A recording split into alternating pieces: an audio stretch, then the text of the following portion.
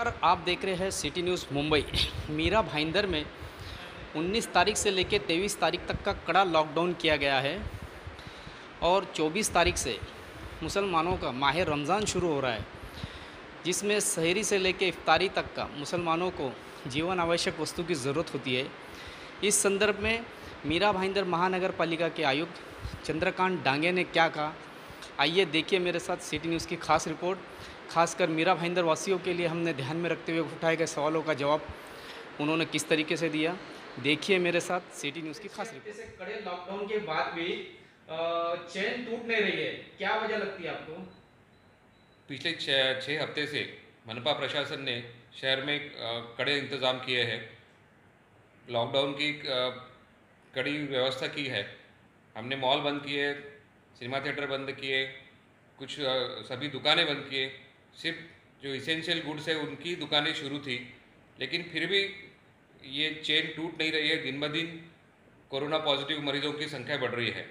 पिछले 3 दिनों में 30 पेशेंट बढ़ गए हैं, तो ये बहुत ही चिंताजनक बात है।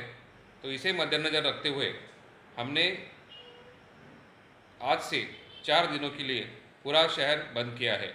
इसमें सिर्फ मेडिकल और दूध की दुकानें शुरू है। सर, जनता को जो असुविधा हो रही है उसके लिए क्या उपाय किया आपने? जनता को असुविधा के लिए, जनता की जो असुविधा होगी उसके लिए हमने होम डिलीवरी ऐप डेवलप किया है।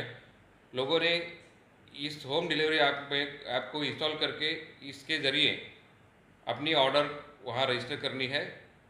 अभी तक इस ऐप में लगभग 700 से 800 दुकानदारों ने रजिस्टर किया है और लगभग 22,000 लोगों ने इसके माध्यम से अपने ऑर्डर दर्ज किए हैं। सर, 24 तारीख से रमज़ान महीना शुरू हो रहा है, तो क्या कहेंगे आप? रमज़ान महीने में मुस्लिम लोग शहरी इफ्तारी के लिए बाहर निकलते हैं, तरावी की नमाज़ पढ़ते हैं, क्या कहेंगे आप? मुस्लिम बांधों के सहरी और इफ्तारी के लिए हमने पुख्ता बंदोबस्त किए हैं। जैसे कि मैंने अभी आपको बताया कि हमने एक होम डिलीवरी ऐप तैयार किया है और इस ऐप के ज़रिए लोग अपनी ऑर्डर दर्ज कर रहे हैं। इस ऐप के ज़रिए लोग अपना सामान, विशेषतः मुस्लिम बांधव शहरी और इफ्तारी के लिए जो भी सामान ज़रूरी होता है, इसके ज़रिए उन्होंने अपनी सामान मंगवाना है, उन्हें होम डिलीवरी हो जाएगी। और तरावी की नमाज के बारे में मैं ये विशेषता बोलना चाहूँगा कि जैसे कि आप सभी लोग जानते हैं कि शहर में सभी मस्जिदों को बंद किया है। तो तरावी की नमाज के बारे में मैं सभी उलेमाओं से ये गुजारिश करूँगा कि आप सभी मुस्लिम बांधों को प्रशासन की तरफ से गुजारिश कीजिए कि तरावी की नमाज अपने घर में रहकर ही पढ़े।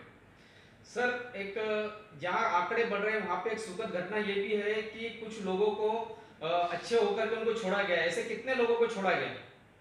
हाँ, जहाँ आंकड़े बढ़ रहे हैं वहाँ एक अच्छी बात ये भी है कि अब तक 8 मरीजों को डिस्चार्ज किया जा चुका है। वो अभी पूरे पूरे तरह से ठीक होके घर चले गए हैं। लॉकडाउन के बाद गरीबों के बेहाल हो रहे हैं, उन्हें समय पर भोजन नहीं मिल रहा है, तो नगर पालिका ने इसके लिए क्या एहतियात किया है? हमने